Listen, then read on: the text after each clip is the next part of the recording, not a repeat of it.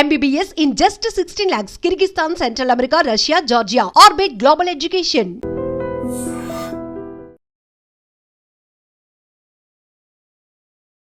నమస్కారం, welcome to iDream. ధర్మ మార్గం విత్ విజిత కార్యక్రమానికి స్వాగతం.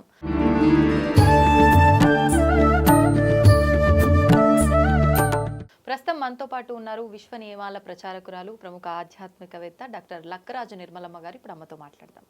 నమస్తే అమ్మ. రాఖీ పండుగ రాబోతోంది. అంటే ఒక్కొక్కరు ఒక్కొక్క విధంగా దాన్ని వివరిస్తూ ఉంటారు. విశ్వ నియమాలతో ప్రతిదీ లింక్ చేసి మీరు వివరిస్తూ ఉంటారు. మరి ఈ రాఖీని కూడా అలా ఏమన్నా విశ్వానికి కనెక్ట్ చేసి చెప్పుకునే విధానం ఏదైనా ఉంటే వివరించండి. చాలా దగ్గర సంబంధం ఉంది.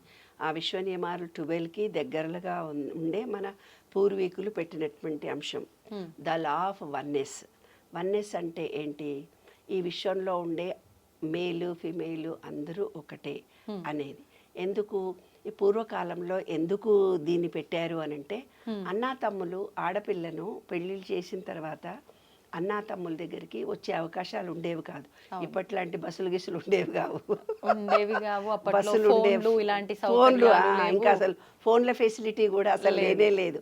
ఆ సందర్భంలో వాళ్ళు ఏమనుకున్నారంటే, ఆడపిల్ల మా తదనంతరం, తల్లి తండ్రి తదనంతరం రిలేషన్షిప్ మెయింటైన్ చేయాలి. మేము ఉన్నన్ని రోజులు ఆడపిల్లని పిలుస్తాం కదా, ఆడపిల్లకి ఏదన్నా కష్టం వచ్చినప్పుడు అయ్యో పుట్టింటికి పోదాము అనిపిస్తుంది కదా అని ఈ రీజన్గా పెట్టుకున్నారు వాళ్ళు. మా తదనంతరం బాధ్యతలను అన్నదమ్ములకు అప్పచెప్తున్నాం, ఆడపిల్ల బాధ్యత అని వాళ్ళు అలా పెట్టారు.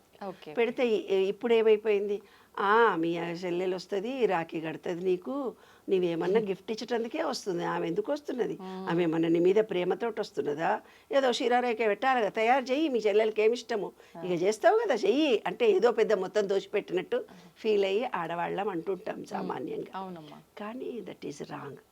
ఇంకొకటి ఏంటంటే, అన్నతమ్ములు కూడా వాళ్ళ భార్యలతో ఇబ్బంది పడ్డం, వాళ్ళ అత్తగారి వాళ్ళ వైపుతోటే ఎక్కువ రిలేషన్షిప్తో ఉంటారు. అమ్మా నాన్న లేరనుకుందాం, ఆడపిల్లల ఇంటికి పోవడం కానీ మళ్ళా చెల్లెళ్ళ దగ్గరికి పోవడం, వాళ్ళని వీళ్ళ ఇంటికి పిలుచుకొచ్చుకుని అవకాశాలు లేని దూర ప్రాంతంలో ఉన్న కుటుంబాలలో ఉన్న మగపిల్లలకు కూడా వాళ్ళ అమ్మా నాన్న లేనప్పుడు వాళ్ళ బేలగా తయారైపోతారు. ఎప్పుడైతే వాళ్ళు బేలగా తయారైపోతారో వాళ్ళ చక్రాలన్నీ క్లోజ్ అయిపోతాయి. వాళ్ళ చక్రాలు క్లోజ్ అయిపోయినప్పుడు ఏ చెల్లెలో తనలాంటి అక్కనో చెల్లెలో తన ఇంటికి వచ్చి వాళ్ళ చెయ్యి పట్టుకొని ఆ చేతికి ఇలా రాఖీ కట్టినప్పుడు ఆ స్పర్శ వల్ల వాళ్ళల్లో ఉన్న బ్లాకేజెస్ ఓపెన్ అవుతాయి. అదే విశ్వరహస్యం. హార్ట్ చక్ర ఓపెన్ అవుతుంది మగవాళ్ళకి. ఇక్కడ నాడి పట్టుకొని చూస్తారు కదా నాన్న ఎవరైనా.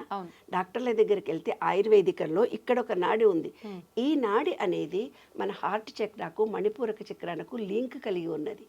ఎప్పుడైతే ఒక ఆడపిల్ల వచ్చి ఇట్లా చెయ్యి పట్టుకొని తన రక్త సంబంధీకులైనటువంటి వాళ్ళు, ఆత్మీయులు ఎవరో వచ్చి ఇలా చెయ్యి పట్టుకొని ఇక్కడ రాఖీ కట్టినప్పుడు ఈ చక్రాల్లో బ్లాకేజెస్ ఓపెన్ అవుతాయి.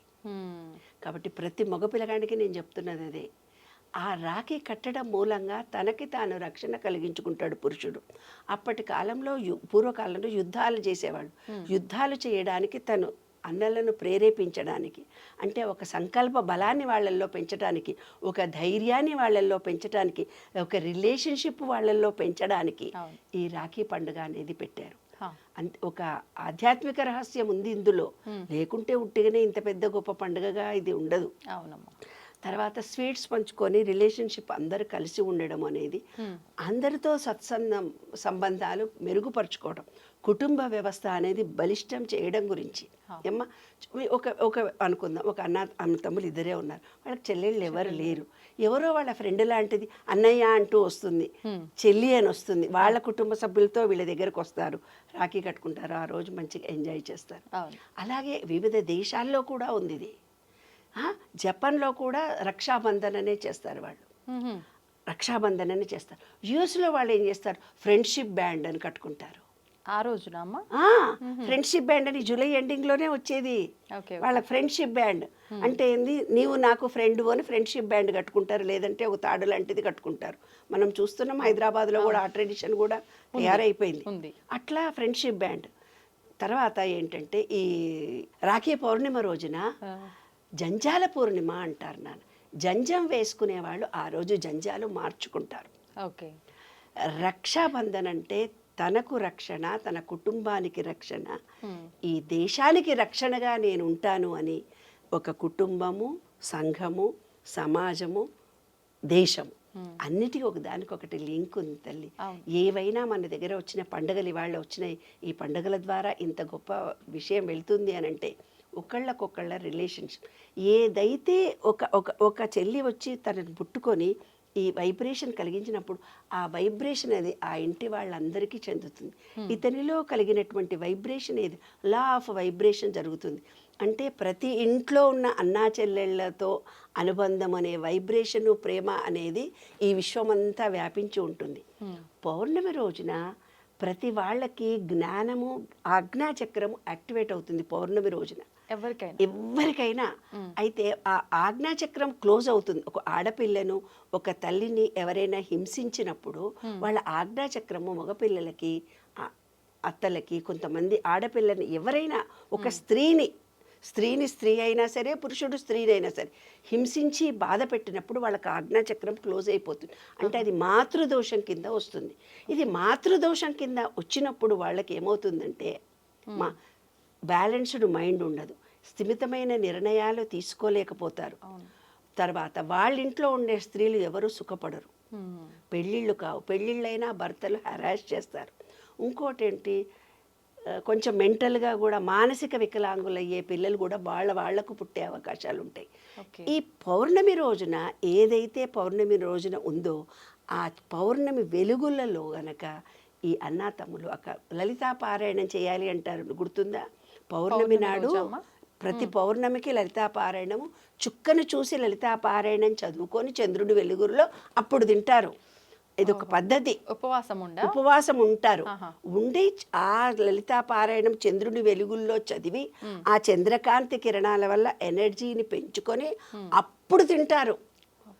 కాబట్టి మాతృదోషం ఉండేవాళ్ళు, మా మదర్ వైపు నుంచి నాకు రిలేషన్షిప్ బాగా లేదనేవాళ్ళు, అన్నతమ్ములు మమ్మల్ని సరిగ్గా చూడటం లేదు అనేవాళ్ళు, తర్వాత మెంటల్లీ రిటార్డెడ్ పిల్లలు ఉన్నారు, డిసేబుల్డ్ వాళ్ళు ఉన్నారు, తర్వాత పిల్లలు పెళ్ళిళ్ళు అవటం లేదు, ఆడపిల్లలు మగపిల్లలు అంటే స్త్రీ దోషం కలిగినప్పుడు, అలా ఉన్నప్పుడు మేము చెప్తున్నది ఏమిటంటే చంద్రుడు వచ్చిన టైంలో మీరు ఆ చంద్రుడి వెలుగులు మీకు తగిలేటట్టుగా మీరు ఉండాలి.